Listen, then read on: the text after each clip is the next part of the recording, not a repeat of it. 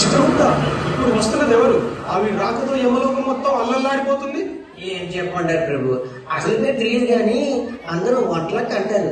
నేను కూడా ఇక్కడ ఇలా రాసి వచ్చా. ఈ మధ్యకాలంలో మన దగ్గరికి వచ్చిన వాడు సగం మంది ఈ పుణ్యమే.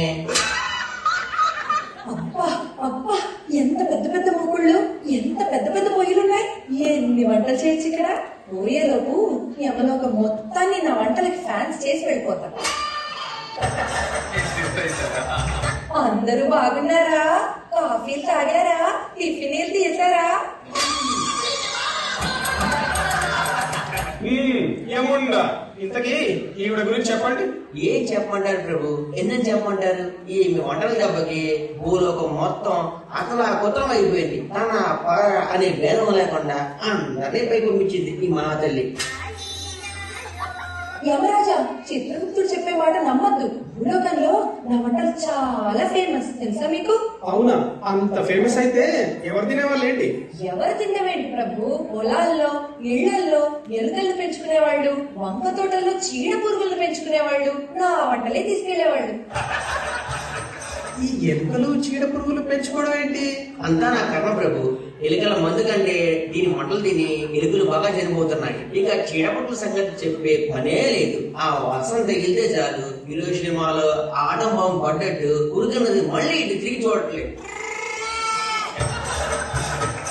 అబ్బో, అయితే మీరు రైతులకి సమాజానికి చాలా పెద్ద సేవ చేశారు. ఇంతకీ మీ వంటలు ఎలుకలు పురుగులేనా? మనుషులు ఎవరు తినలేదా? తిన్నారు ప్రభు, కానీ ఎందుకో తెలియదు చనిపోవాలని రాసి పెట్టిన వాళ్ళందరూ అదేదో వాళ్ళ చివరి కోరిక అన్నట్టు నా వంట తిని చనిపోయేవాళ్ళు. బతుకున్న వాళ్ళు మాత్రం నా వంట తినే అదృష్టం రాలేదు. నీ వంటలు తినలేదు కాబట్టే వాళ్ళు ఇంకా బతుకున్నారులే. ఎవరో గాని మన భటులకు చాలా పని తగ్గించినట్టుంది. ఈవిడ లేకుంటే మనం చాలా స్ట్రెస్ అయ్యేవాళ్ళం. సరే గాని ఇందాకటి నుంచి ఏదో వెనకాల పెట్టుకొని దాస్తాం. ఏంటది? బొగ్గులా ఏంటి? ఇక్కడ నరకంలో వంట చేద్దామని తీసుకొచ్చావా?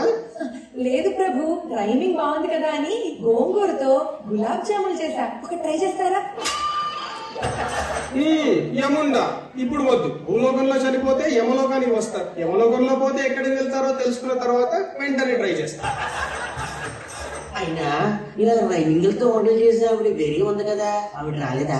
ఆవిడ మా గురువు గారు చిత్రగుప్తుల వారు ఇందాకటి నుంచి అదే పనిగా వీటి వంకే చూస్తున్నారు. మీకు వీటిని తినాలని బాగా కోరికగా ఉంది కదా.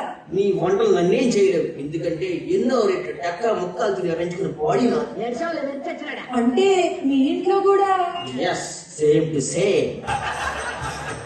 మహాప్రభు, ఇంతకీ ఈవిడ ఏం చేద్దామంటారు? చూస్తుంటే ఈవిడ దగ్గర ఒక ప్రత్యేకమైన స్కిల్ ఉంది, మనకి చాలా ఉపయోగపడేలాగా ఉంది. మన చేతికి మట్టి అంటకుండా ఈవిడ వంటకాలతో శిక్ష రూపొందించి పాపులకు భోజనం పెట్టి మరీ పని కానిద్దాం. మంచి ఆలోచన, వెంటనే పనిలో పెడతా. నువ్వు పదమ్మా, పద.